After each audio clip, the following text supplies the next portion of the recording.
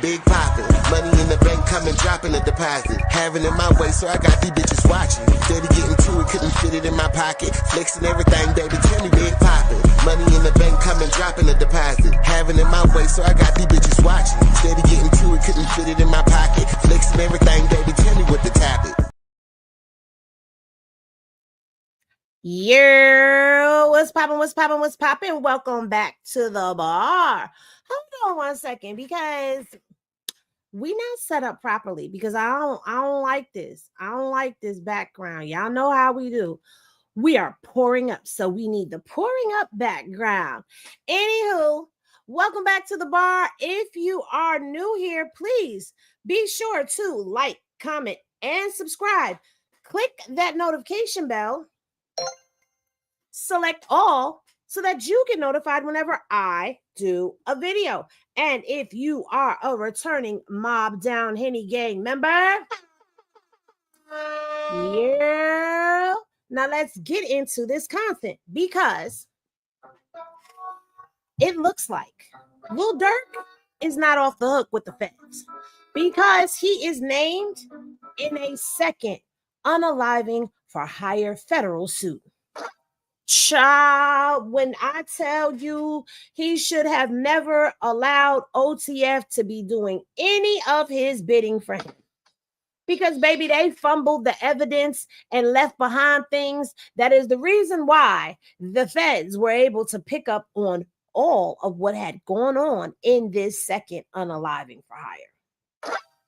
And also, we have now Cardi B and Tasha K have been going at it for a very long time about this $4 million. And Tasha K has put in a suit for a Chapter 11 bankruptcy, child. Yes, honey. And Cardi B, she done slid up in there and said, negative. We gonna do one of two things. Either y'all gonna stop her from being able to file bankruptcy altogether, or y'all gonna allow her to file Chapter 7 bankruptcy. Now, I don't know the difference between Chapter 7 and Chapter 11 bankruptcy. But we gonna find out together, because I'm gonna go look it up and we gonna learn some things. All right. But before we get into the Durk stuff, we are going to get into the Tasha K versus Cardi B. And if you are over here on the IG, what are you still here for? The bar is open on YouTube. The link is in the story post. Y'all come on over to Straight Henny Reviews over on YouTube, so y'all can get all this hot Henny live and direct with all of us. Come on, because we about to pour it up for real. All right, y'all. So now that we have let them know that the bar is open, it's up to them to find their way to us. You know what I'm saying?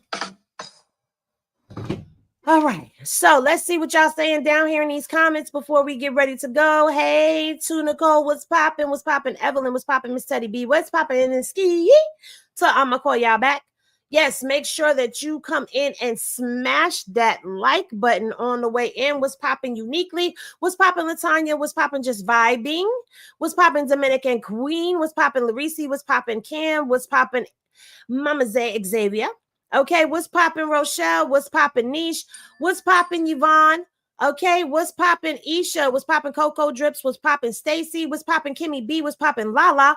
What's popping Austin? What's popping She Sips Tea? Okay, what's popping Auden? We got Austin again. What's popping Chocolate? What's popping Noonie? What's popping Miss Poppington? What's popping Katina? What's popping Porsche? What's popping Buttercup? Shonda is a member. Welcome to the other side. Oh, I gotta drop that members. It's like a 4.5 hour members that we did. We was watching the Jade and Alexis interview, and I was reviewing it live, and I was very upset. And then we caught Ronnie up there harassing China on her platform. Child, Lord.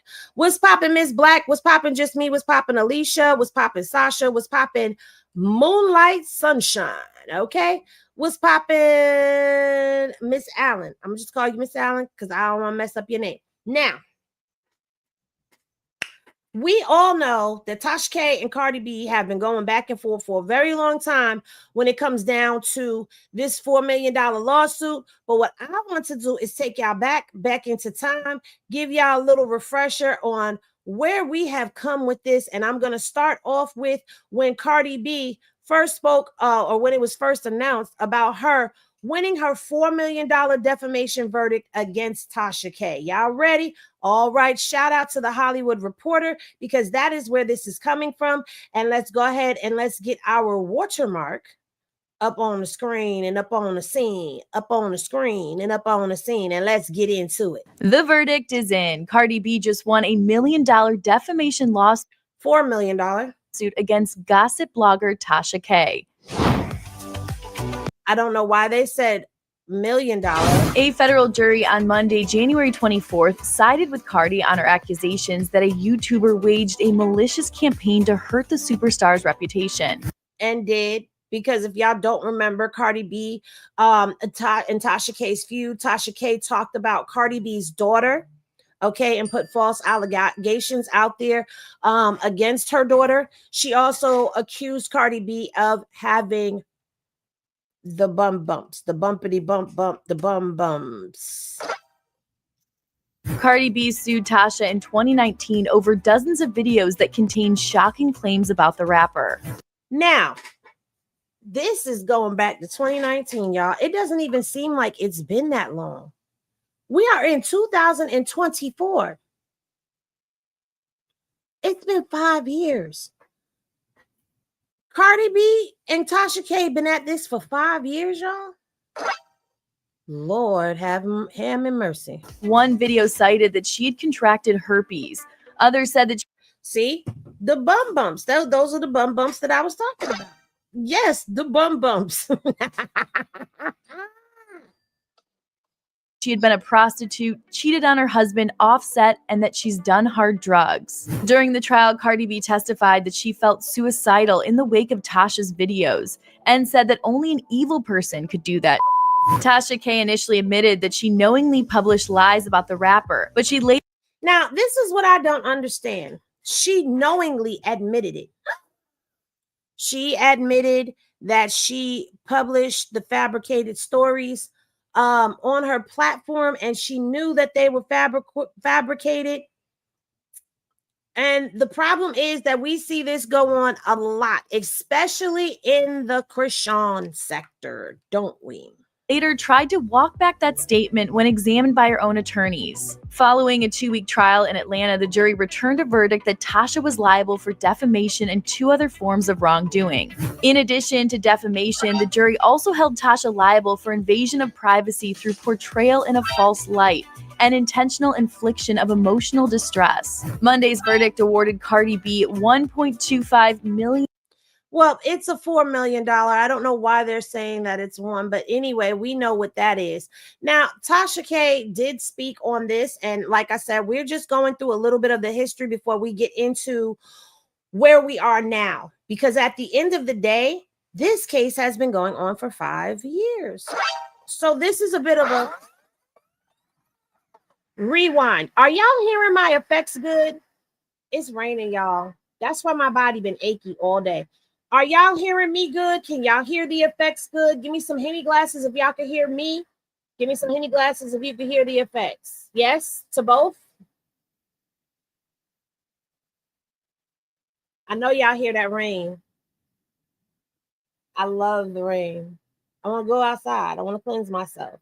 Loud and clear. You can hear the effects loud and clear as well, guys. All right, let's continue. Let's get into Tasha K, what she had to say about losing $4 million.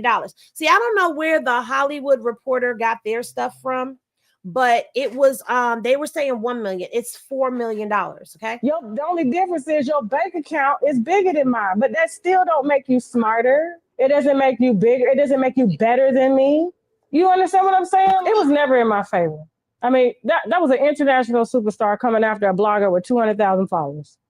Okay. She had millions flagging videos, taking down Instagrams. This is my 4th Instagram right now. I mean, but for me, I was like, it could be billions of people. what I feel is what I feel. I've always been that way. And my mom, she tried to shake that shit out of me, like, why you so steadfast in your, I'm like, I get it from you. What the hell? You know? And so, but I didn't do anything. In my opinion, I didn't do anything wrong. I interviewed somebody that she had dealings with. That girl said a lot of shit, you know? And to me, it was right up my alley on my channel. Now, publications, yes, we air stuff, and some of that can backfire. And that's what happened. And she had the money to make it backfire. I did. Now, here's the thing. Shout out to Comedy Hype for this clip. Here's the thing. It doesn't matter if you have the money or not. And I'm just reporting and giving my opinion on this, okay? That's all. So don't y'all come for me if you don't like what I got to say, okay? Anywho, I feel like this. People should be held accountable when they tell vicious, fictitious lies on people that can tarnish their reputation, that touches the very fabric of their lives. People who choose to blog salacious content, because let's be real, people like mess. They like the mess. So you're going to report the mess. But there's such a thing as responsible content creating. And I think if more people were to hold people accountable, this would stop some of the stuff that is going on. Now, I hate the fact that this is going on in Krishan's life, because it is also happening to her son as well. I know we don't like it. I know we do not approve of the children over here. Okay, we do not approve of that. You know, I feel like anybody that is dragging a child, they really need to get themselves examined, because children are always off limits, and to bring children into the beef is just diabolical.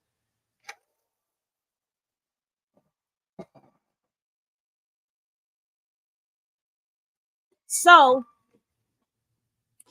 Tasha K saying that it was money. Maybe she had the money to get the good lawyers to do this, but there is such a thing as right is right and wrong is wrong. And in this case, this was definitely wrong all the way around the board.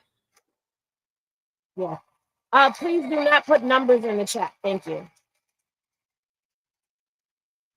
All right. So let's continue to hear what she had to say. Not at all. 200,000 followers, you know? Still ain't got that kind of money. You know, you're an international superstar. And they gave you what they felt that you deserve, even though you came in with $5,000 worth of medical bills, you know? So 4 million, 5,000, hey, be as it may. But it was always an attempt to get me to humble myself, or, you know, pick and choose your battles, or, you know, you should be afraid of my bank account or my lawyers and things like that. And I'm like, listen, y'all can lock me up, throw away the motherfucking key. I'm still going to be talking shit at the end of the day.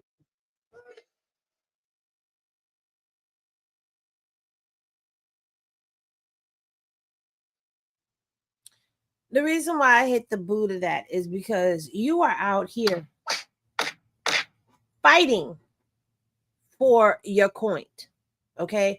And, you know, at some point you have to stop. Like, you have to stop. It has to come to a stop. It has to come to an end. And so I'm showing y'all some stuff that y'all no, I didn't share that yet. Thankfully, I didn't share it yet. I'm grateful I didn't share it yet. Okay. Because again, this has carried on for 5 years, y'all. 5 years. And like someone said down in the comments just now, it doesn't even feel like it's been that long, but it has been. And so this has been dragging out. Now, we have heard rumors that Tasha K has been hiding money in overseas accounts. We have heard that she has been putting money into her husband's account. Oh, wait a minute. We are ahead of ourselves. I want to get to this one first.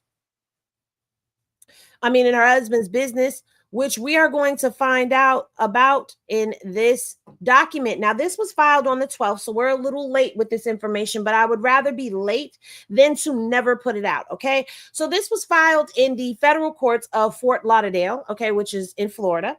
All right, Belcalis, I don't know how to say all of her name, Marilise Almanzar, okay, motion to dismiss Chapter 11 bankruptcy case or in the alternative, convert case to a case under Chapter 7 bankruptcy. Okay, so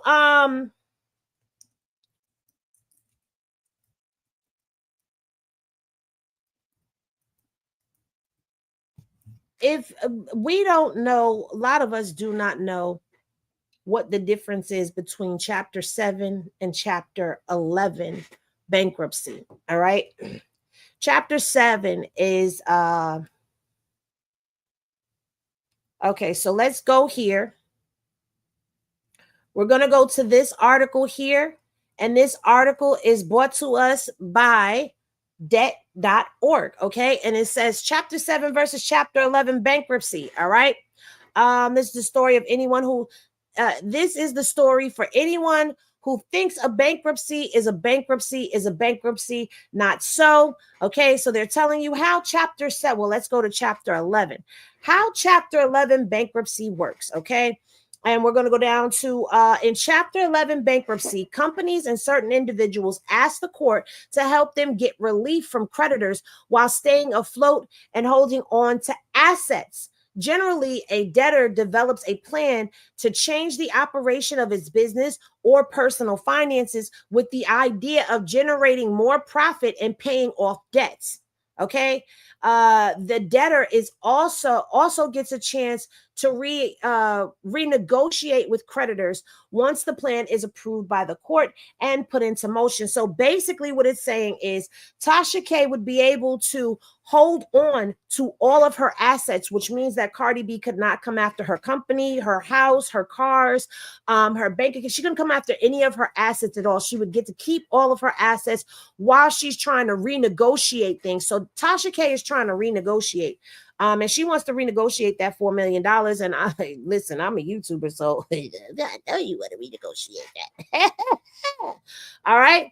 Chapter 7 is a type of bankruptcy that most people imagine when they think of bankruptcy. Through a court-appointed trustee, Chapter 7 bankrupts, usually individuals, rarely businesses, sell their non-exempt assets at a key phrase to clear as much of their unsecured debt as possible. The rest, with the exceptions such as taxes and student loans, will be wiped out. So basically, under the Chapter 7, because she sued Tasha K, under the Chapter 7, Tasha K would have to basically liquidate. Okay, she would have to liquidate. And we're going to read a little bit more. The mutual destruction is why Chapter 7 bankruptcy is also commonly known as liquidation bankruptcy. Okay. However, in 2018 survey by the American Bankruptcy Institute revealed that 93% of applicants who properly file exemption paperwork were able to protect all of their assets. All of their assets. That's all of their assets. Okay. So basically, Tasha K, Chapter 11 bankruptcy means she's trying to hold on to all of her assets and renegotiate with people who she owes money to. Chapter 7 is basically saying, now you got to liquidate them assets, baby, and pay up that coin. All right. But there is a way that she would be able to still keep her assets, but I don't think she would be able to do so in this matter. But don't quote me, because I am not a bankruptcy lawyer or any of that. I'm just letting you know what we're reading. Okay, so now it goes on to say we're just going to call her Cardi B because that's what we know her as. Even though we know Belcalis is her name, we're going to call her Cardi B. Cardi B, by and through under signed counsel, moves this court pursuant to U.S. Code 11 and 11 U.S. Code 105A and Title 112. She's going through the codes of bankruptcy in here for an order dismissing the Chapter 11 bankruptcy case of Tasha K, which is, this is her name here, Latasha Transrena Kibi. All right. So she's telling them, like, look, you're not going to let her, we asking you to dismiss this Chapter 11 case right here with prejudice, which means that once it's dismissed with prejudice, it cannot be brought up again. All right. To the filing of a petition under any chapter of the bankruptcy code for a period of 2 years from the date of the order of dismissal. So for 2 more years, she would not be able to file bankruptcy at all. is what she's asking. Stop her from filing Chapter 11 and do it with prejudice so she can't come back to the court, and stop her from being able to file bankruptcy under any bankruptcy code for the next 2 years, starting at the date of the dismissal, or in the alternative, converting the case to a case under Chapter 7 of the Bankruptcy Code in support of Miss Cardi B's status. The bankruptcy code, okay, so the preliminary statement says the bankruptcy code is designed to provide relief to the honest but unfortunate debtor. However, the debtor in this case is neither honest nor simply unfortunate. Her actions both before and during the bankruptcy case exemplify fraudulent intent, bad faith, and abuse of the bankruptcy process. As detailed below, following her loss of the defamation action in direct defiance of the Federal District of Georgia's courts, explicit admonition not to transfer assets or otherwise impede the collectability of the amended defamation judgment. Debtor and her husband, Mr. Chiiii, orchestrated a months-long scheme to hinder, delay, it didn't do it, and defraud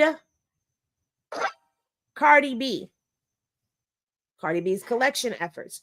So basically what she's saying is, look, she was told not to transfer any of her stuff by the courts of Georgia, that she can't transfer none of her assets, and she can't stop Cardi B from collecting on her funds.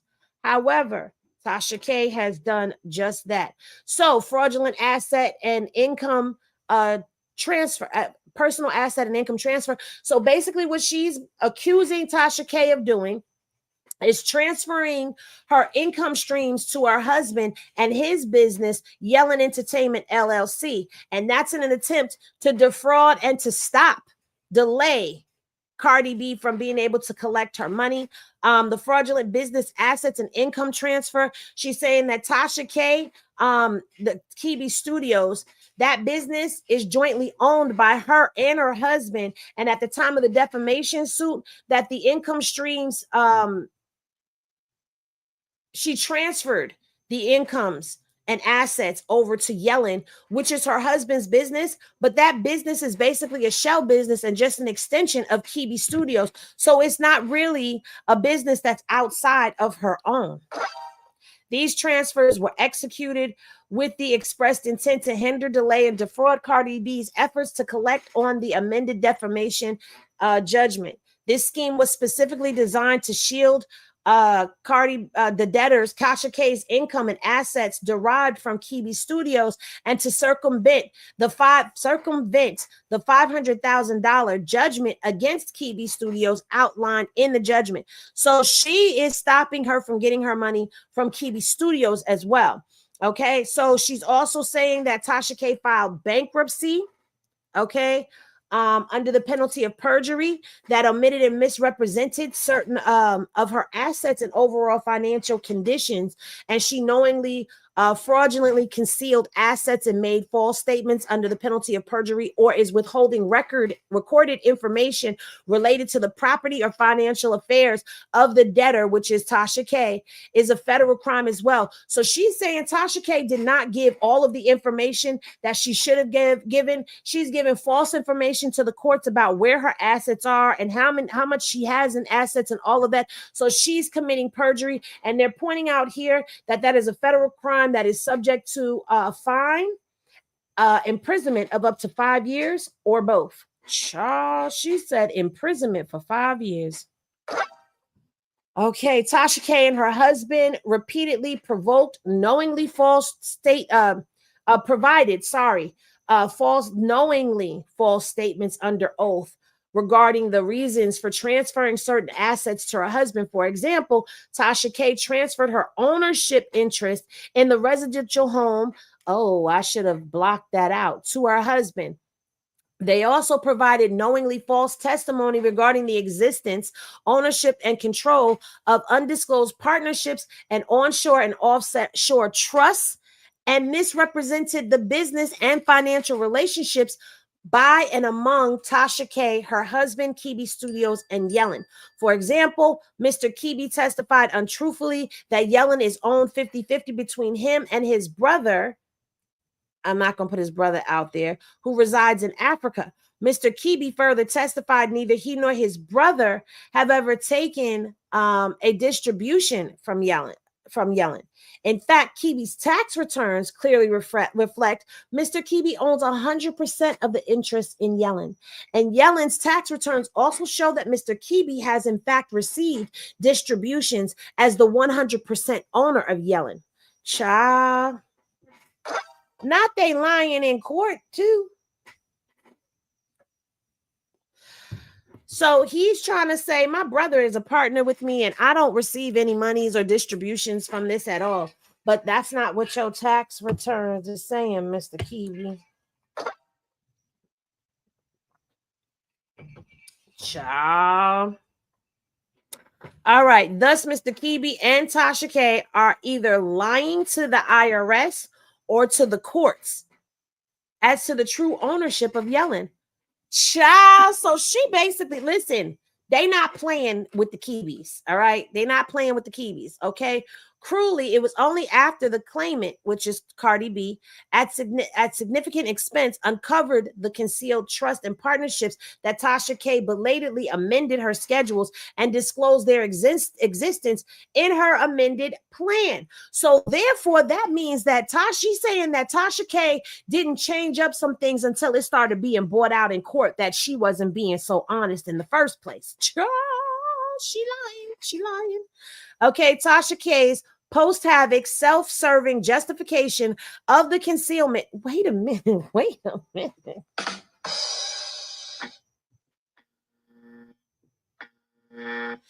She said, Tasha K, that's the debtors, post-havoc, self-serving justification of this concealment is not only implausible, but also fails to address and does not cure the fraudulent concealment of the trust and partnerships from Tasha K's schedule or the repeated false testimony denying their existence. Notably, debtors spent over $25,000 to establish offshore accounts. Debtor's bad faith in filing for bankruptcy is further evidenced by her acknowledgement that she knew prior to filing for bankruptcy that the amended defamation judgment is not dischargeable, okay? It is black letter law that a judgment arising from an intentional tort involving willful and malicious injury. Now, remember, Tasha K admitted that she knew that what she was saying was false. And then she tried to backtrack and backpedal on that statement. Such as the amended defamation judgment is not dischargeable in bankruptcy. So she cannot add that judgment to the bankruptcy, okay? Notwithstanding this, both Tasha K and her husband repeatedly testified under oath that the primary purpose for the bankruptcy filing was to obstruct Cardi B's collection efforts. This was one of the few points of consistent testimony between Tasha K and Mr. Chiiii. Okay, now it goes on to say that additionally, the debtor's bad faith is further demonstrated by her and her counsel's conduct during negotiations over the financial terms of the Second Amendment plan. She done threw that lawyer in this child. The court may recall the following representation made by Tasha K in her motion to continue the confirmation hearing filed on October 30th, 2024.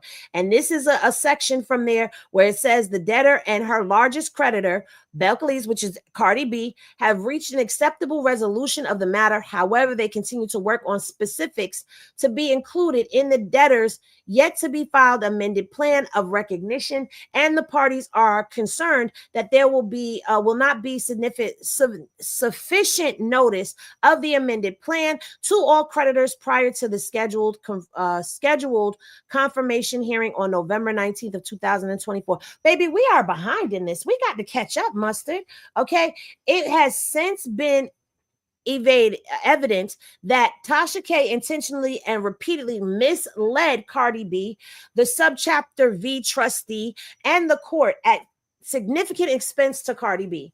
Following a judicial settlement conference with Judge Heyman on June 14th of 2024 and subsequent meeting at the offices of Debtors Counsel on June 24th of 2024, attended by Tasha K, Mr. Chiiii, his counsel, Cardi B's counsel, flying in from out of state, the undersigned and the subchapter V trustee, the parties came close to agreeing on a required plan on the required plan payments through the further negotiation, though further negotiations were necessary. And on August 22nd of 2024, Tasha K's counsel tentatively agreed to Cardi B's proposed monthly payment amounts contingent to Tasha K's approval. Okay, so Cardi B said, look, just give me this every month and let's get this ball rolling.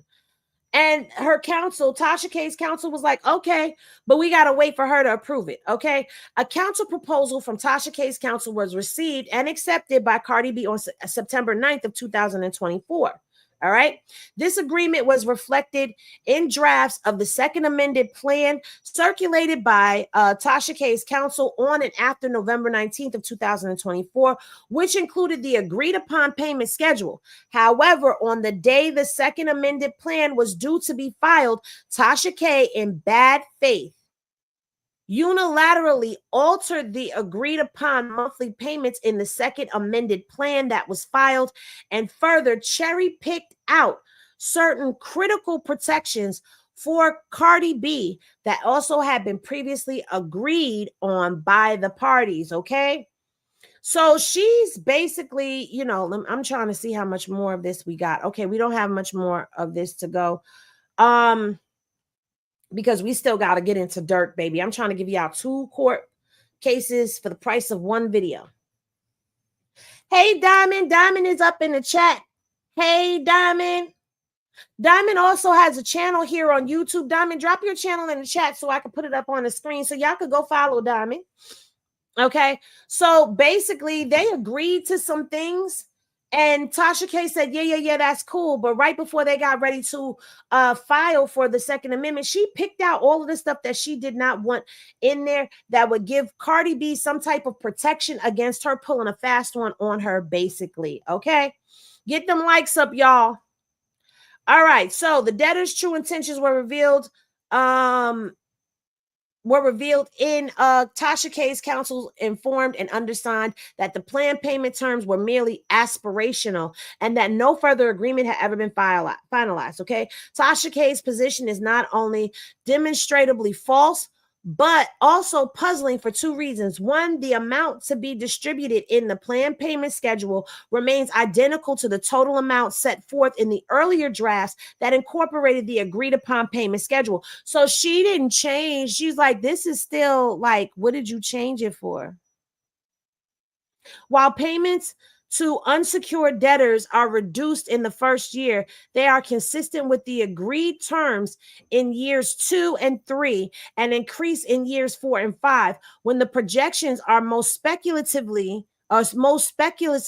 and unsupported by historical evidence. Given these facts, it is difficult to understand how Tasha K can now disavow the agreed plan payment schedule as merely aspirational. If the schedule was aspirational before, it remains so now, especially since the feasibility of the plan still hinges on several speculative factors, including yelling contributions totaling roughly 3/4 of the funds available for the payment plan, and assumptions that Tasha K will be able to increase her ticket price over time, and the production of additional content by Tasha K. So Tasha K is saying, look, I can pay you more later. I can charge more on my end so that I would be able to come, clear these debts out. And we can increase this later, but this is what we're going to pay right now. And then in years 3 and 4, we'll take it up. I'll also create more content. That explains a lot, don't it? Cardi B was prepared to accept the risk of Tasha K defaulting under the agreed upon payment plan schedule only on the condition that the safeguards or guardrails she proposed were fully incorporated into the plan.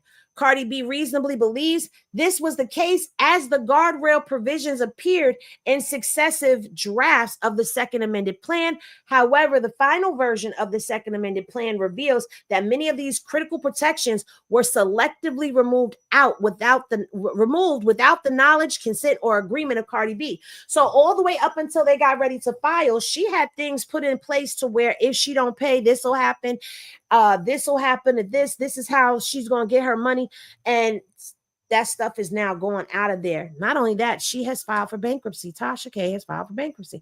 Finally, as will be detailed in a separate objection, in addition to Tasha K being unable to meet her burden to satisfy the good faith requirement for plan confirmation, the second amended plan is factiously unconfirmable.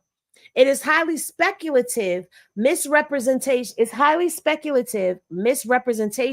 Tasha K's income and expenses, and perpetuates a long-running fraudulent scheme to shield Tasha K's assets and income from creditors, particularly Cardi B.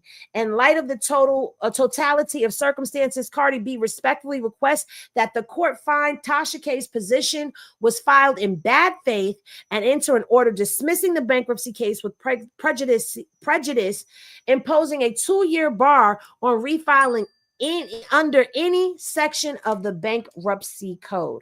Okay, so this, this is more of it.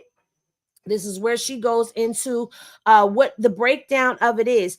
Cardi B was awarded $1,025,000 for pain and suffering, and for reputational injury, and for medical expenses against defendant Chiiii Studios jointly and severally. $1 million in punitive damages against the defendant, and $500,000 against Chiiii Studios. Then she was also awarded $1,338,753.47 for litigation expenses against both defendants. And on August 22nd of 2022, Cardi B initiated garnishment proceedings in Gwynn County, Georgia. On March 21st of 2023, the 11th Circuit Court of Appeals affirmed the Georgia District Court's amended defamation judgment.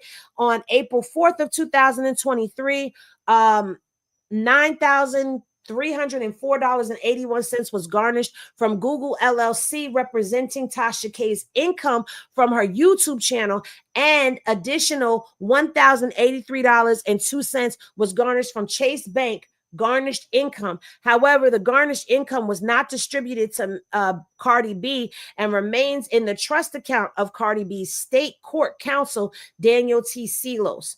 Okay, so she has only collected about $10,000 out of this money thus far that is owed to her.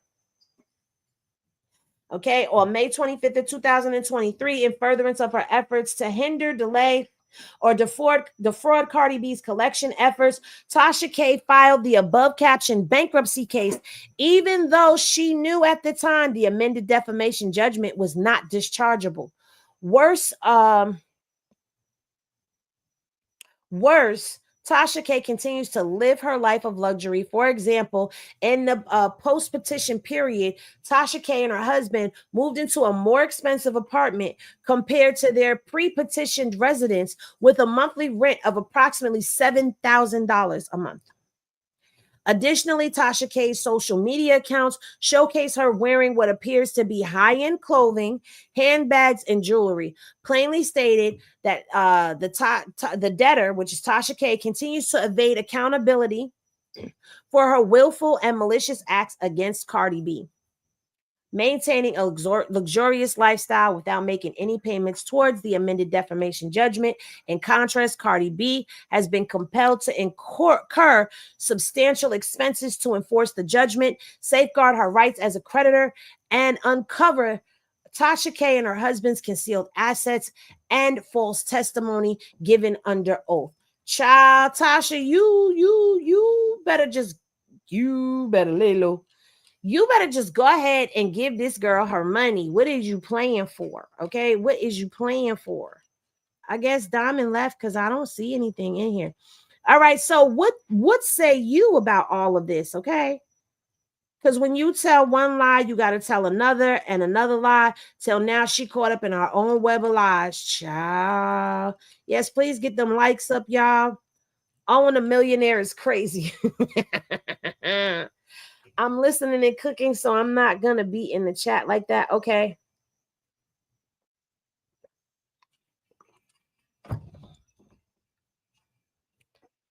Let's see. Yeah, I need the name of it, not the link. I can't post the link up here. I need the name of the channel. You got to give me the name of your channel so they could get to it as well. I want to put it up on the screen because people I want to help you promote your channel. I'm going to say this, baby. When she said that she got the money for this, I see what she means by she got the money for this, because at the end of the day must come to an end. But you've been dragging this thing out for 5 years. Let's just give it up. Give it up. Just give it up and turn it loose already. Give this girl what you owe her. She done already came out and self-admittedly said, I know what I said was a lie. I know what I was doing was a lie, but I still did it anyway. So it's like, girl,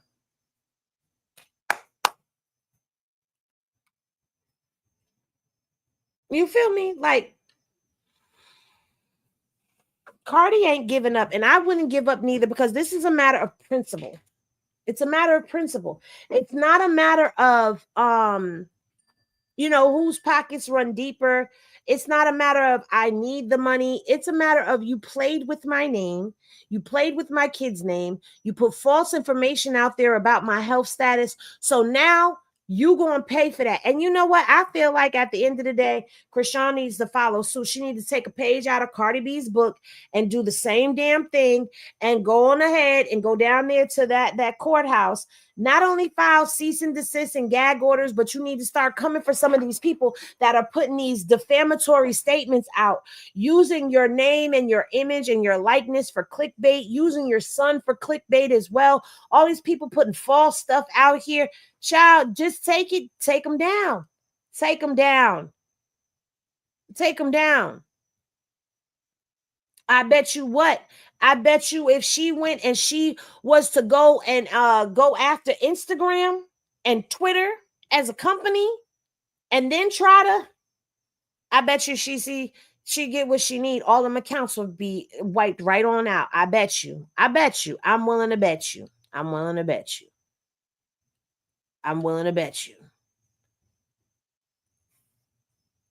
Because it's just diabolical and nasty work that's been going on out here. Now, moving right along, y'all.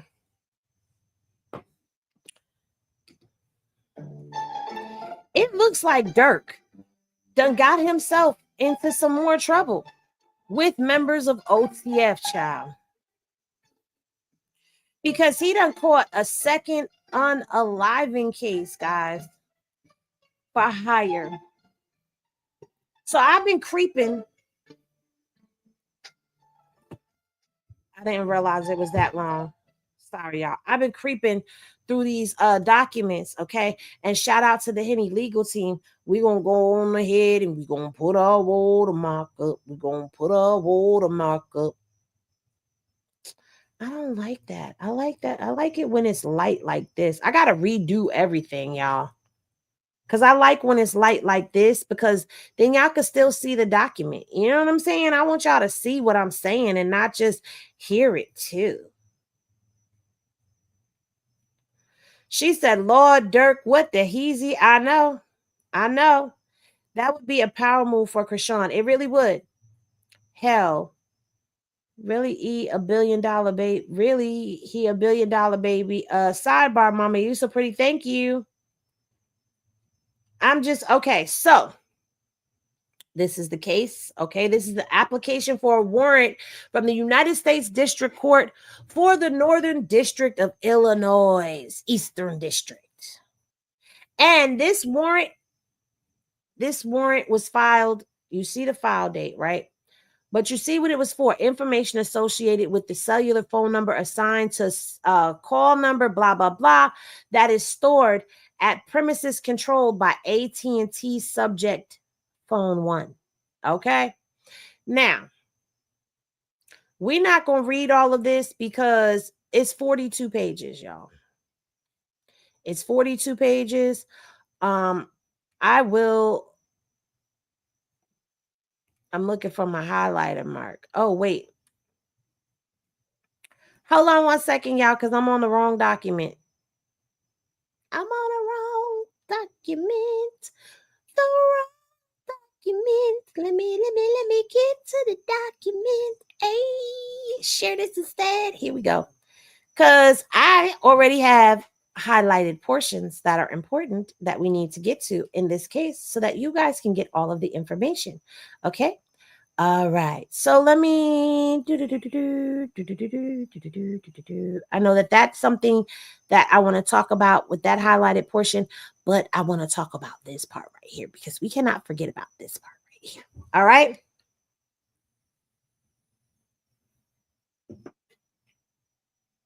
Right here. So we're going to start here at number 4. Specifically, the FBI is investigating allegations. You know what?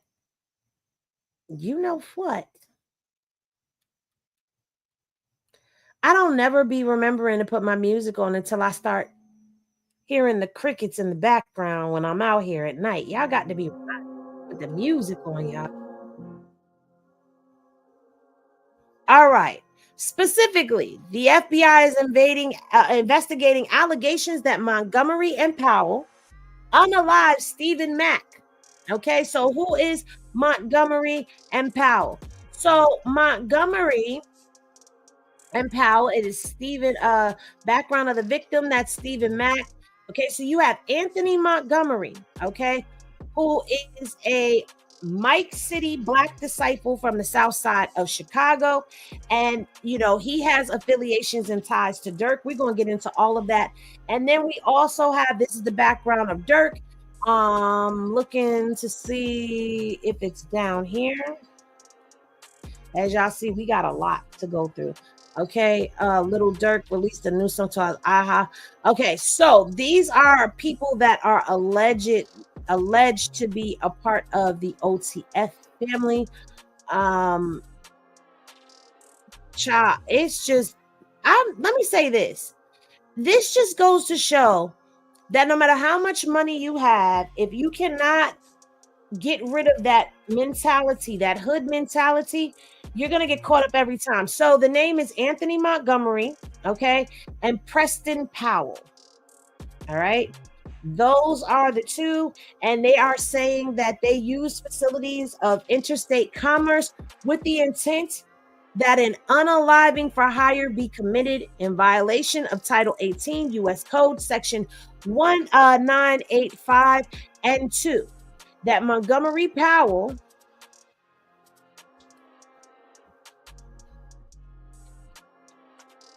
I lost myself.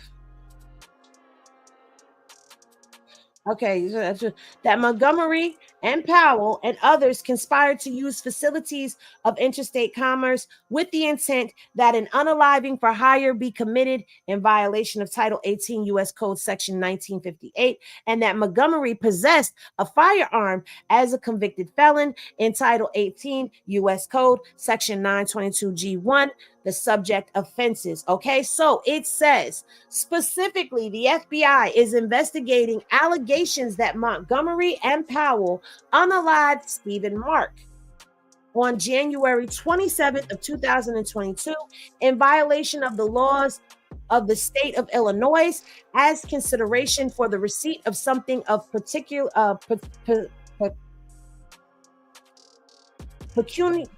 whatever. They're for money. Okay. Mac was Mac was and unalived by two assailants while leaving the Youth Peace Center of Roseland, YPC. The two assailants exited from a parked stolen car and began at Mac as Mac walked across the parking lot. As the two assailants were driving into the parking lot, Powell, using subject 3 phone, exchanged several phone calls with the user of subject 4 phone. So he's calling people. All right.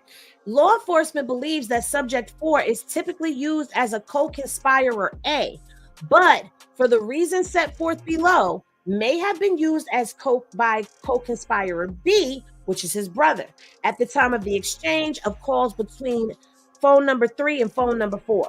The two assailants abandoned the stolen car at the scene in the parking lot after having unalived Mark. Okay. Through law enforcement's investigation summarized below, I believe that Powell and Montgomery were the two assailants. After the unaliving, Montgomery left his cell phone 1 inside of the stolen vehicle that Montgomery and Powell used to commit the unaliving.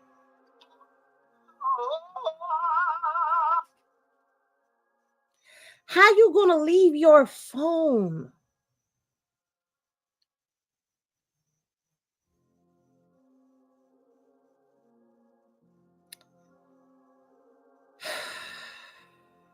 I don't know who Smirk is, but okay. That was a dumb move. Yes, it was. I don't know. You see, you matching me right now with the emoji, like, what? How you leave your phone in the car, dummy? Oh my God. Powell called Montgomery 3 times using phone number 1. And that's the phone that he left in the car. From phone number 3, minutes before as Powell and Montgomery had split up on foot in different directions, and Powell was unlikely aware that Montgomery left phone number 1 inside of the vehicle used to commit the unaliving.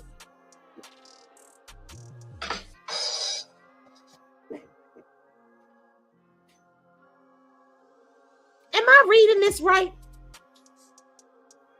Oh, Durk, gotcha. Thank you. I don't know him as that, but okay. Thank you. I said, I don't know who Smirk is, but okay.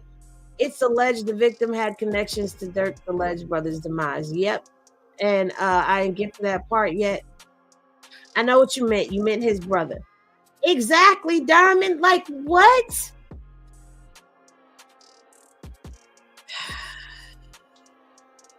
And then,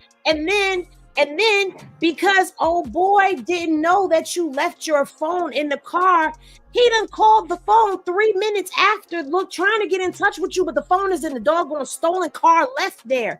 But it gets worse, ladies and gentlemen, okay? Inside of the car. 34 minutes after Mark was unalived, Montgomery's girlfriend, listen to this, a listed subscriber for phone 1, called AT&T to report phone 1 stolen.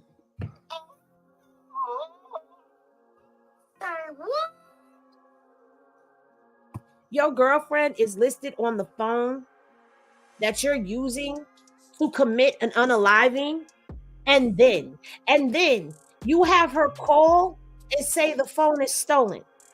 Montgomery's girlfriend was contacted by phone 5.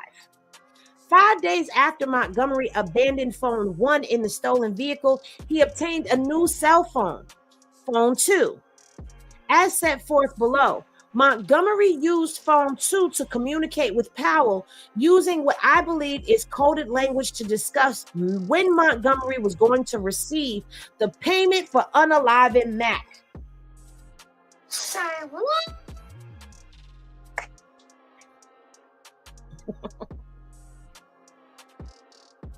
In February 2022, law enforcement seized phone 2 from Montgomery incident in his arrest in an unrelated case. So now they done got your second phone. For the reasons set forth in further detail below, there is probable cause to believe that the location of phone 1, phone 3, and phone 4 at the time of the unaliving and in the hours leading up to the unaliving will lead to evidence of the subject offenses, and that the locations of phone number 5 in the period of time after the unaliving will lead to evidence of subject offenses. Let me tell you something. Let me take a pause. Okay, because we gonna go on down to the next part. Okay.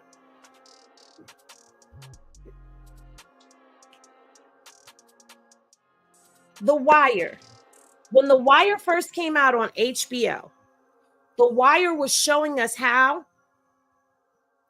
they were collecting information from us on a local level. I even remember in one season of The Wire where the Baltimore PD went to the local federal office to obtain information from them. And that local federal office was advanced from the local level of PD. And they were basically outlining to us how they could get into these phones, how they could track you down by GPS, how they will crack your codes, how people are dedicated. They will take officers to dedicate themselves 24 hours a day, 7 days a week, 365 of the year with no holiday off. Because if you move, they move just like that. They have broken all of that down for us in that television program, and people still moving. Nowadays, you cannot unalive anybody and get away with it because there are cameras everywhere, be it a ring camera, a store camera, a street camera, somebody with a cell phone somewhere recording something. They are going to catch you in 8K. Forget 4K. They're going to catch you in 8K and 10K committing your crimes. But people continue to do these things. Now you done left your phone behind in a goddamn stolen vehicle, and your phone is connected to your girlfriend, and you have your girlfriend call to get you a new phone, and on that new phone you continue to commit your criminal activity as if that phone wasn't. I guess nobody didn't ever hear of like Boost Mobile, Metro PCS, throwaway burner phones. I'm just saying, these are things I've heard about. I don't know nothing about this stuff. I'm just saying, like, don't they have burner phones? Can't you go in and get you a Virgin mobile phone still that you got to put minutes on or something? What about I don't know about a food stamp phone now, because that's a government phone, but I'm just saying, y'all ain't never heard of a toss away burner phone that after you done using it, I don't know what you do with it. You break it up, you throw it away, you cut up the I don't know what you do, but you get rid of the evidence. That I'm just saying, these are things that I heard that people possibly do. Allegedly. I don't know. Okay, I'm just saying. And if y'all have never watched The Wire, go back and watch The Wire. Watch The Wire from season 1 all the way through and pay attention to what they're doing, because this is unacceptable. This is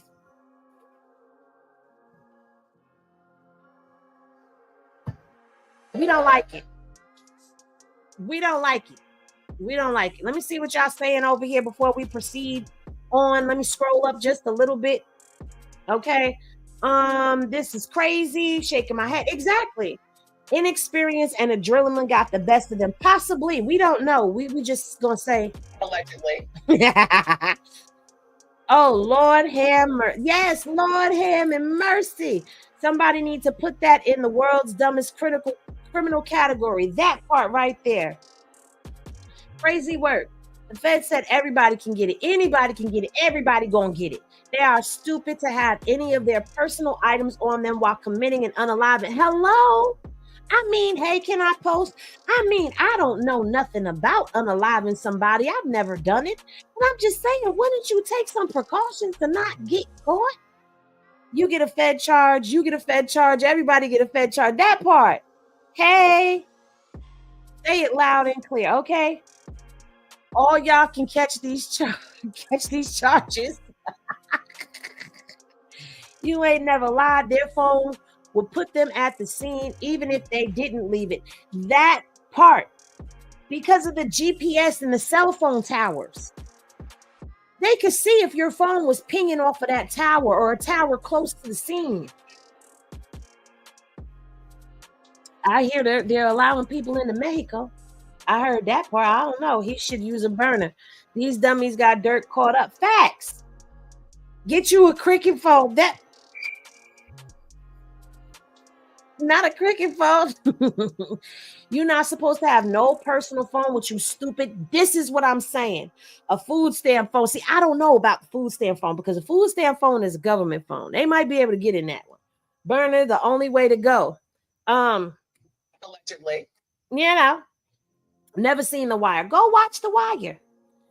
Okay, they sell them at Walgreens and Family Dollar, and those stores still have cameras. Exactly. So you're still gonna be caught on camera unless you send a crackhead in there to go buy the phone for you, like they did. Get Bubbles to go buy you some phones, like they did on The Wire. The chat is killing me, telling him how to do it right. Listen, I don't know nothing. I'm just repeating what they saying.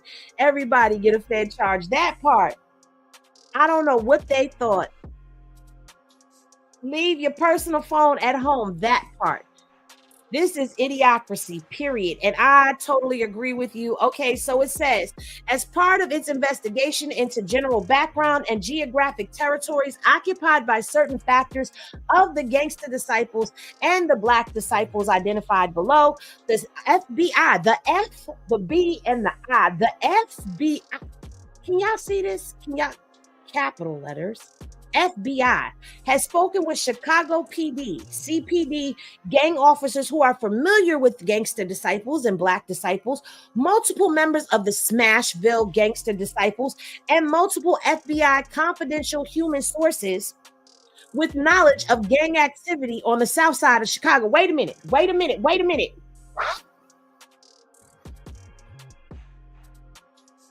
That's what they're calling them now? FBI confidential human sources.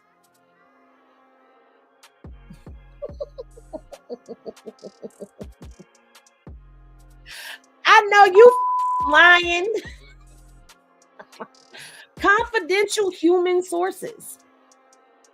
Okay, according to Smashville member 1, the Smashville GDs control territory in the vicinity of 83rd Street to 87th Street and the Ashland Avenue and Damon Avenue. Smashville GDs have been in deadly conflicts with neighboring Killer Ward GDs and other neighboring gangs that operate and commit violence in the city of Chicago, including neighboring sets of the Black Disciples. For example, a Chicago ballistics information alert firearm report revealed that firearms recovered from known Smashville member, and it's redacted, match shell casings recovered from Mike City Black Disciple territory, and they give you an address. Now let's give you a background on who this victim is, this alleged victim. This victim, Stephen Mark or Stefan Mark.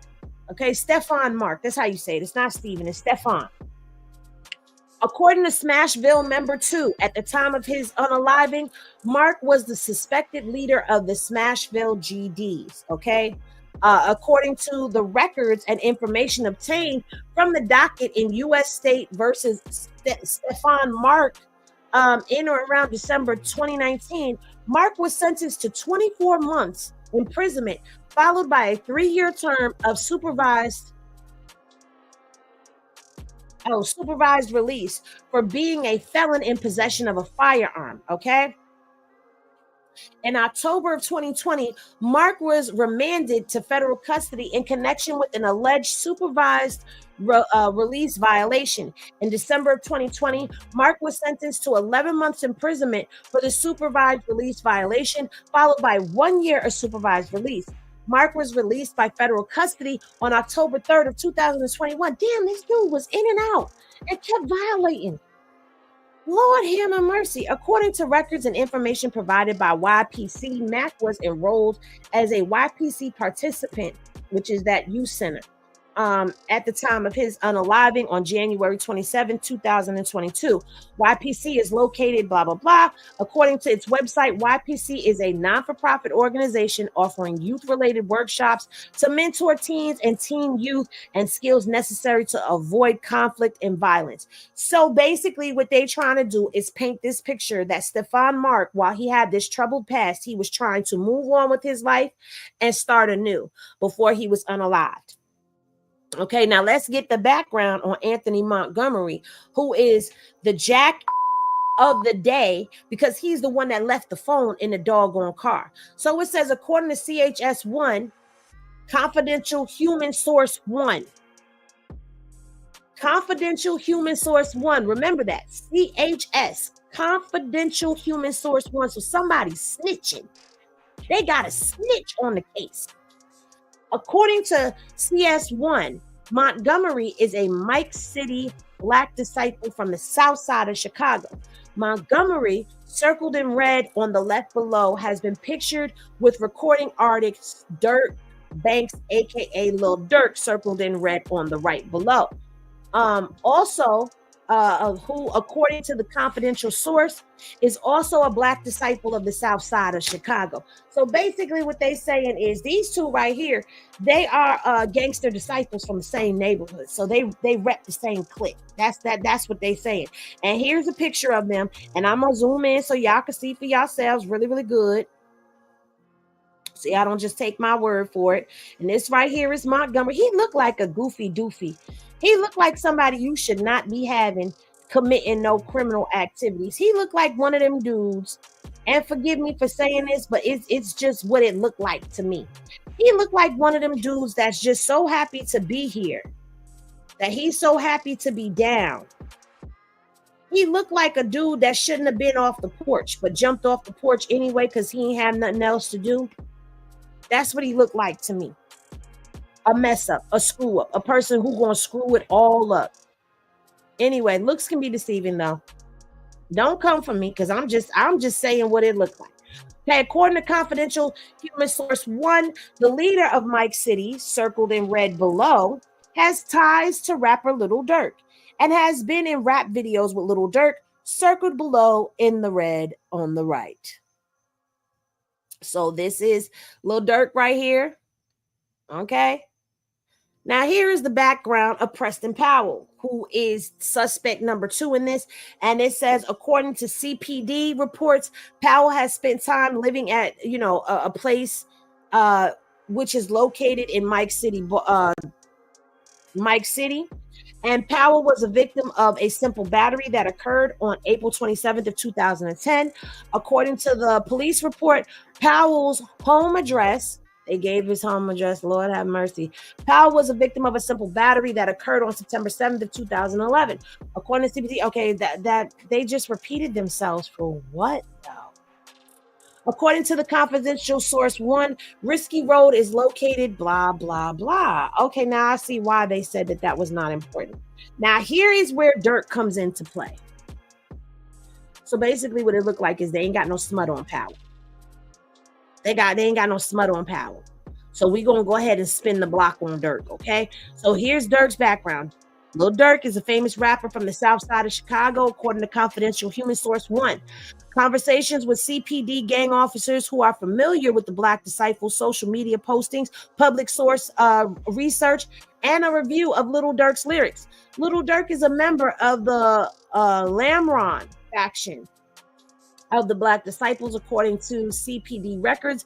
Lil Durk's brother, Dante Banks Jr., aka D-Thang, was shot and unalived outside of a nightclub in Harvey, Illinois in June of 2021. The confidential source reported that Lil Durk was and still is offering money for people who are responsible for his brother's unaliving, and more specifically offering to pay for any gangster disciple that is unalived. So basically, allegedly, according to this human confidential source, number 1, they're saying that Durk not only has a hit out for people who have unalived his brother, but anybody who unalives somebody that's from that set or any faction of that set, period. It don't matter. If they rep the GD, he wants them unalived. Okay, so CHS1 has also indicated that D-Thang was unalived by members of Dump Street. According to the confidential source, Dump Street is a GD faction on the south side of Chicago. According to the source, Dump Street member individual A was a close associate of Mac. According to law enforcement records, individual A is currently in pretrial custody for allegedly having committed a double unaliving that took place in Country Club Hills, Illinois. Jeez Louise. What is going on in Chicago? So the Mac dude is a close associate to individual A who has something to do with Durk's brother being unalived. Put a pin in that fact right there, okay, according to the confidential source. This is right here. Allegedly. Okay. And that dude is currently sitting in pretrial for a double unaliving. Child.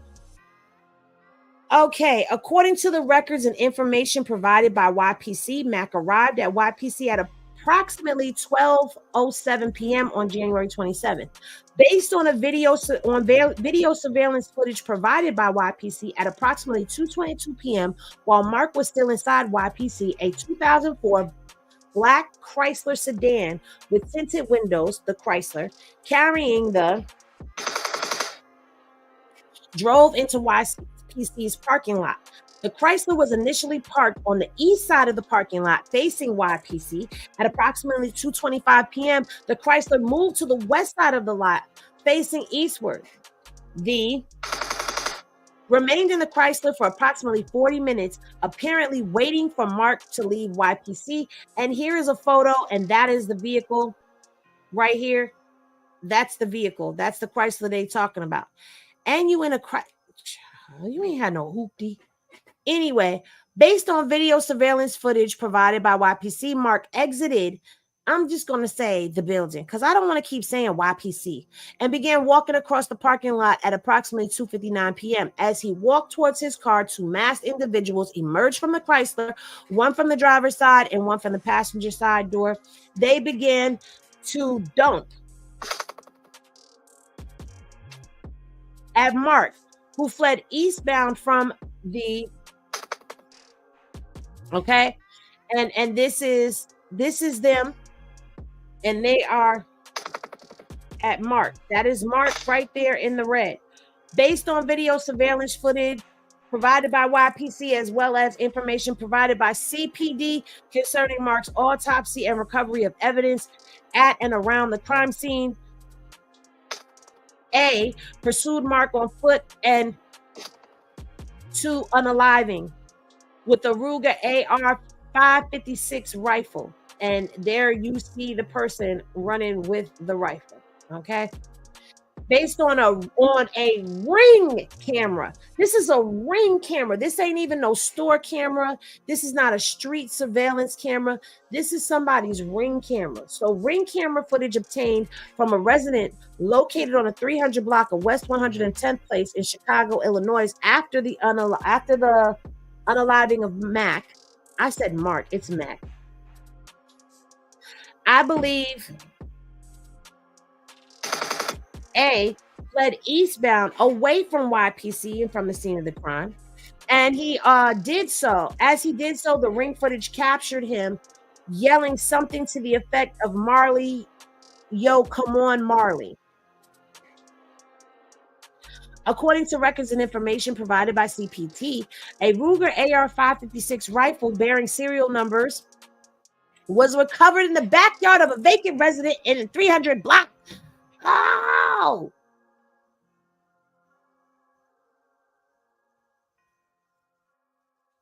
So y'all just threw the rifle in the backyard and left it there? Y'all threw the rifle in the backyard and left it in the backyard. Y'all done left the cell phone in the car that was used to communicate about the unarmed. I can't with this case right here. Okay. The state lab, they sent it to the state laboratory to determine whether or not it was the rifle used in the unaliving of Mac. According to records and information obtained from the Bureau of Alcohol, so from the ATF, the rifle was purchased by individual B at a federal firearms license location in Atlanta, Georgia, on or about October 1st of 2020, and based on surveillance footage provided by YPC, information provided by Chicago Police Department, and information provided by Victim 1 shortly after the pow-powing commenced in the YPC parking lot. Victim 1, who was YPC security guard, stepped outside into the parking lot and was popped in the leg by Power B. After Victim 1, B fled westbound from YPC on foot, and they abandoned the Chrysler in the parking lot. So here we have suspect B running. I'm willing to bet you that that's the Montgomery. No, that's not the Montgomery guy. That's the Power guy. He was getting about it. All right. Montgomery is Power A, and Power B is basically Powell. Okay.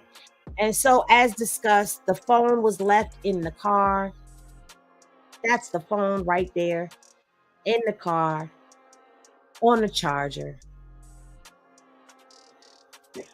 Oh, Lord. This is just horrible. Okay. So I want to get down and I want to see. Okay.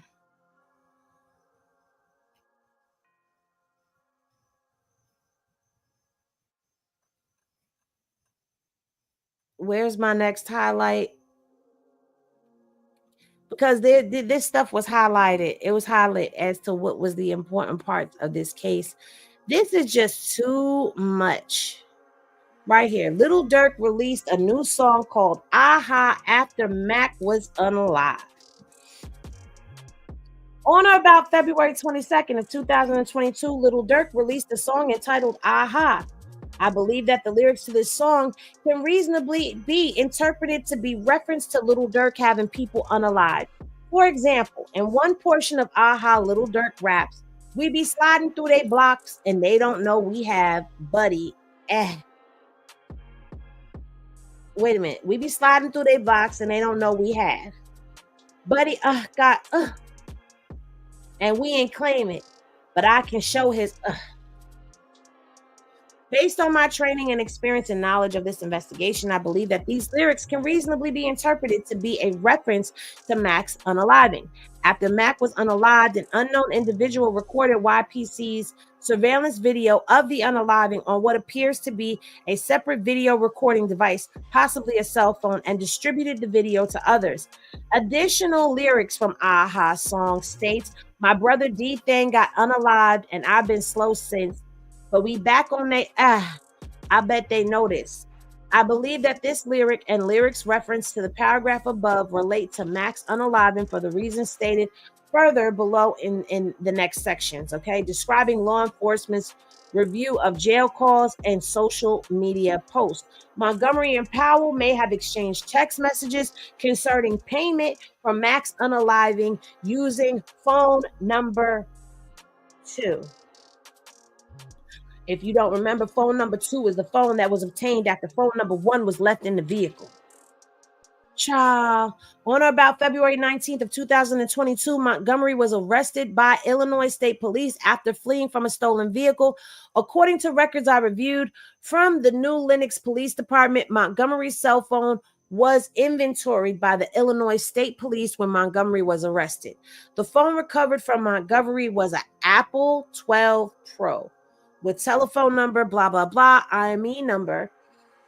AT&T records for subject phone 2 reveal that this device used cell phone number and was activated on February 2nd of 2022 under individual C's AT&T account, which was 6 days after Mac was unalived, which means that they are talking about the girlfriend. On or about March 3rd of 2022, a detective from New Lenox Police Department applied for a search warrant for subject phone 2 in the Circuit Court of Will County. On the same day, the Circuit Court of Will County issued a search warrant for cell phone 2.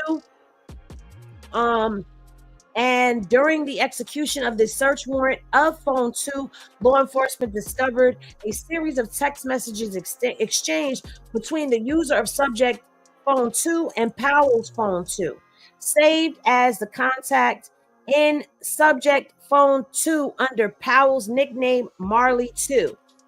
The exchange of messages that law enforcement discovered reads as follows. So Powell texts the phone and says, "What's up with OTF?" Okay. The next thing is nothing. It says, "What do you mean they not paying?" All right. We waiting. He comes up here on the 17th. Okay. Stand on that. Why you with Durk now? Did Durk give you that money? When the user Powell phone 2 asked the user of subject phone 2, "What's up with OTF?"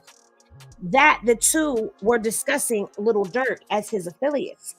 Based on open source research with conversations with confidential human source 1, I know that Little Durk's record label is named Only the Family, commonly referred to as OTF. Based on my review of social media postings and music videos released by members signed to Little Durk's label, including Little Durk, I know that members of OTF commonly have tattoos or other paraphernalia displaying OTF. And there you see Durk with the chain and the shirt, and then you see the tattoo of the OTF. Okay. When the user of phone 2 and Powell phone 2 exchanged the message, "Nothing," and "What you mean they not paying?" the user of phone 2 was indicating that they had not yet been paid when the user of phone 2 wrote "Nothing," prompted by Powell to question whether there was an issue with them being paid for Max unaliving. When the user of phone 2 wrote, "We waiting," he comes up on the 17th. The user of phone 2 was indicating that they was waiting for Little Durk to come to town on February 17th to pay them for having unalived Mac. Powell wrote on February 17th, "Stand on that. Why you with Durk now?" Okay. The user of phone 2, the user of and Powell was telling the user of phone 2 to insist on getting paid. And when he saw Little Durk on the 17th, the next day, when the user of when Powell wrote, "Did Durk give you that money?" the user of phone 2 and Powell was asking the user, wait, I don't know. Okay, so basically they were asking if they got paid for the unaliving of Mac. Okay, I don't know why they're trying to make this so complicated. Notably, I have reviewed the Facebook page for the users that display the name Blank. And based on such research, I know that Little Durk was interviewed on the Blank podcast on February of 2022.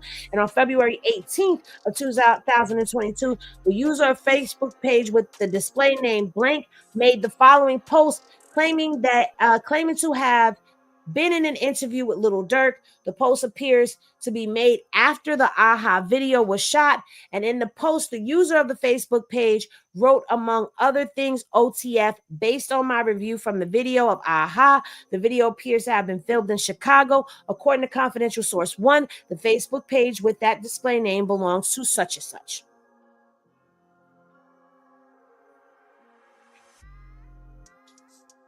So they have tracked this all the way down to Durk.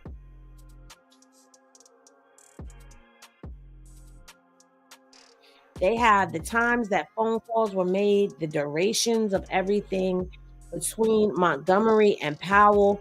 And baby, when I tell you that all of this that is reading, I would continue to read on. I'm just looking to see if we have any more. Right here is the jail call review. Okay, and we're going to read that. But baby, this is a lot.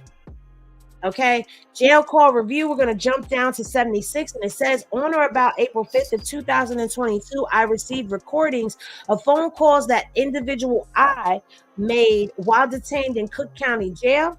During a call made by individual I from the Cook County Jail to an unknown individual on February 1st of 2001.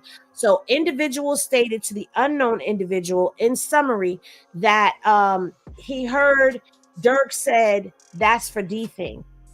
Individual I then said he wolfing like Tay-Town, and if that's for D thing, then check in. Blech. Check in. This ish ain't free. Based on my experience listening to jail calls and as they relate to violent gang and violent crimes, I believe individual I is referring to the Mac homicide on this call.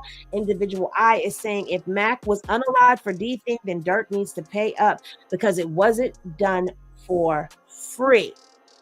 So this is where Durk comes into play out in all of this. Again, I'm looking to see if there's anything that is highlighted and is not, because as you see, this was very long. But here's the thing. Here's the thing, ladies and gentlemen, boys and girls. If you have stayed here through the duration of this, then you are a real one. Thank you, because this was not easy to stay here through. All right. So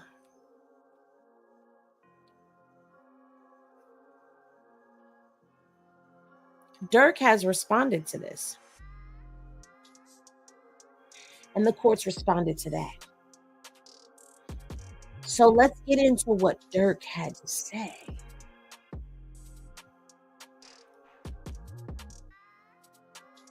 Nah, this ain't about Quando. This ain't about Quando.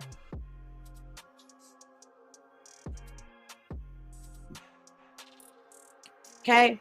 So this is the response. So Durk Banks, through his attorneys, Drew Feinling, Marissa Goldberg, and Jonathan Brayman and Chastity O'Connor hereby filed this memorandum in support of his request for pretrial release. Okay, so it was not I'm sorry, I misspoke. He's asking to be released from where he at right now for the very same thing. It goes on to say, Mr. Banks, a devoted husband,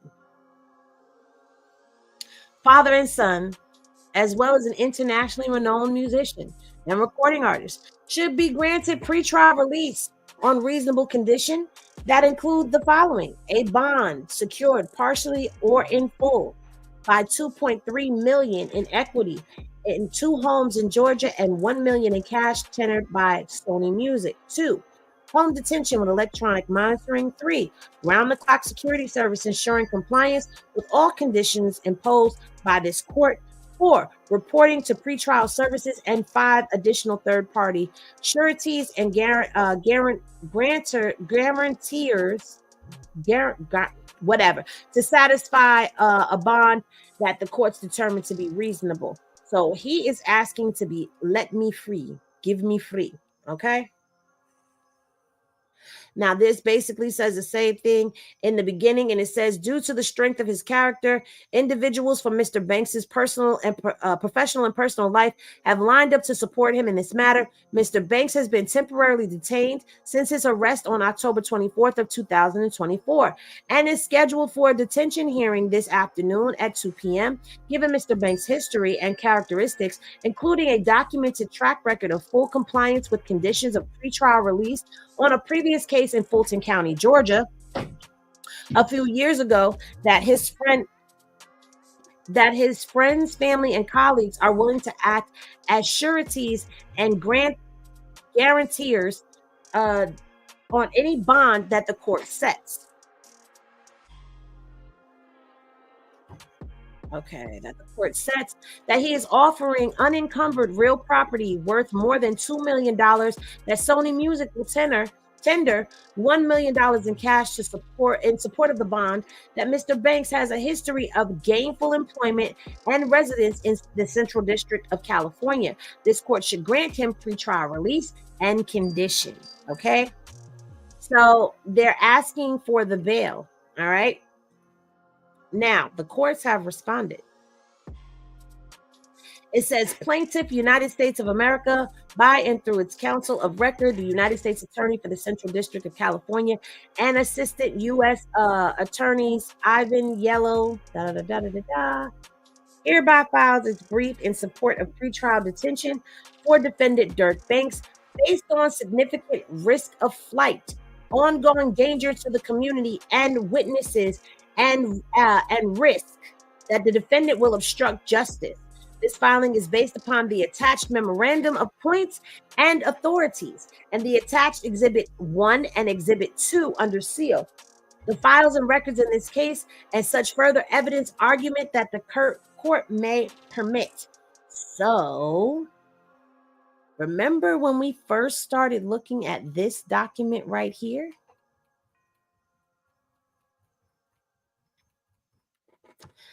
I'm sorry, let me just grab this doc and let me pull it up. It says Exhibit 1. Durk not come home.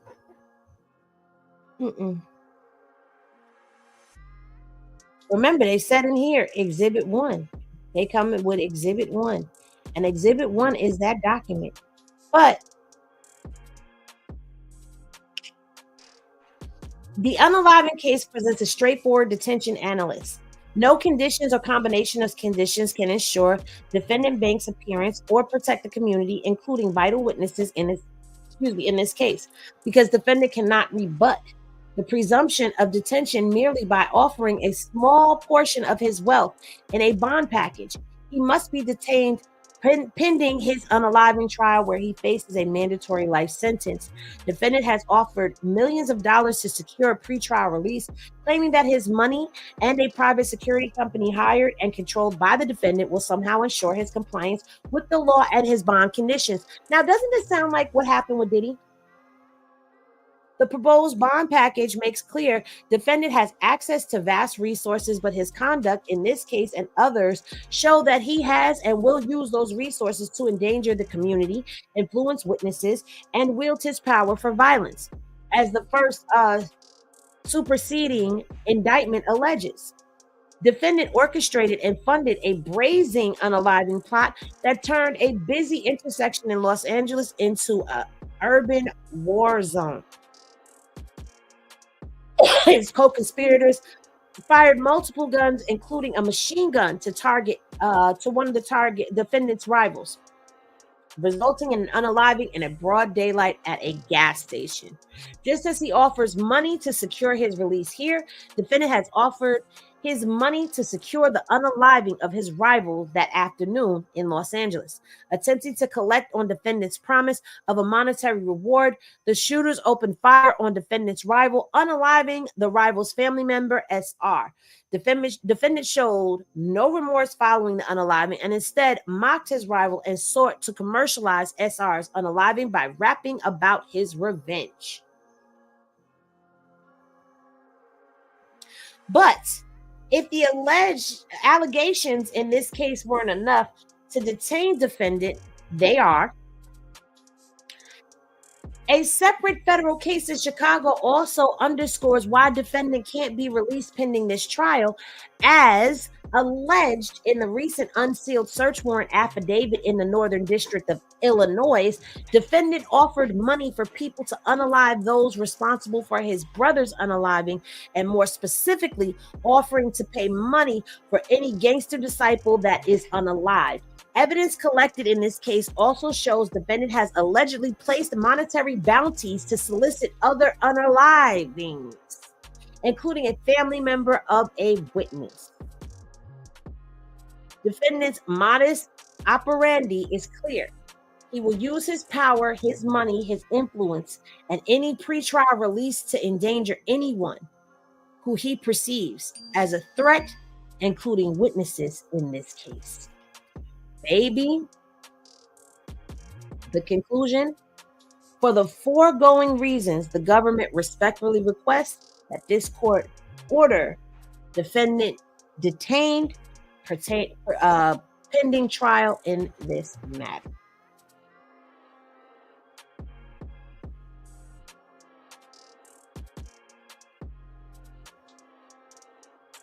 Child.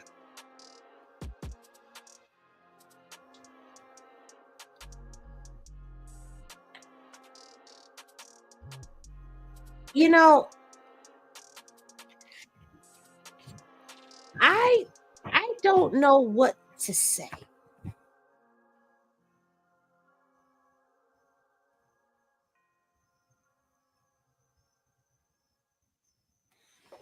I really don't know what to say. because, you know,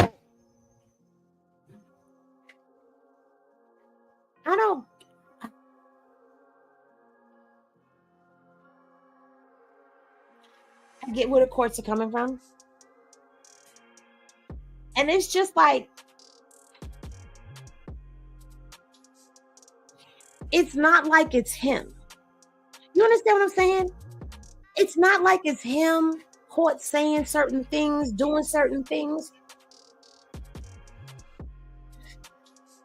It's these other people. The people that he's hiring. Hey, Tyron, thanks for listening. It's the other people that he's associating with. Like, they're fumbling. Each time they do this, like they're the world's dumbest criminals. And everybody knows that there is some type of bag, or have heard that there's some type of bag that is out there for the unaliving of people. Allegedly. You know, and it's being said that Durk is the one that is paying them for committing these unalivings. Allegedly. And so people are out here just unaliving folks and expecting a payday. But you hear people texting about, did Durk pay you? You don't actually hear Durk saying, bro, did you finish that? Okay, I'm going to send that to you. You don't hear Durk in the room plotting and scheming while all of this stuff is going down. But in each case, he has been named as the money man behind all of this. And it's just like, yo, this is crazy. Now he faces possible life in jail. I seriously doubt. I don't know if Durk's case was finalized or not. I haven't looked to see. But now you have him not being able to even come out on pretrial release, because they done found another case. That's how this case that I just read to y'all and skimmed through, that's how this came to light. Because he was trying to be released and the feds done found that other case. So imagine that. Imagine trying to be released on pretrial from one alleged unaliving for hire, and the feds go out and find a second one with your name.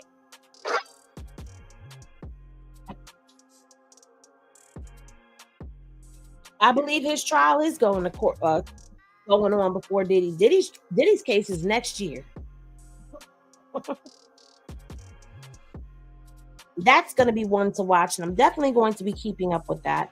I know that this channel has kind of turned into like a court doc channel and stuff like that, but that's because y'all want to hear these court docs. But it's like everybody don't want to hear these court docs. I'm gonna have to start trying to get these docs out as soon as they come out or something. I don't know. But anyway, he's gonna sit in there. They're not gonna let him out, because with this second case coming to light, he's definitely been proven to be a threat to the community. I don't feel threatened by Durk, though. So don't say the people of the United States, because I don't feel threatened by Durk. Do y'all feel threatened by Durk? Anyway, y'all, that Tasha K case is crazy. Tasha, get that girl her money. Stop carrying it on, because you just out here carrying on for no reason at all. And you need to just go on ahead and just make your payments and get it done and over with. Because the longer you drag it out, that don't mean you ain't going to pay. That means that's more money you're going to have to pay. Because does it accrue interest? Girl, you're going to be bankrupt, and that's going to be unwind with Cardi B. Anyway, if you're going to be out here hiring people for unaliving or hiring people to do crimes for you, don't. And if you out here committing crimes and you're not smart enough to do so, then I suggest that you just stop in your tracks. Just don't. That's just don't do it.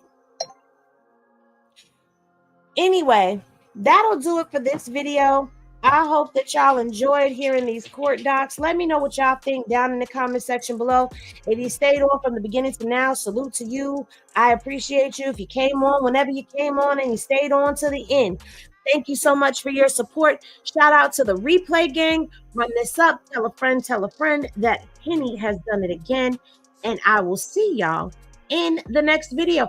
I'm not sure who the next case will be on, but we're going to figure it out for y'all. All right.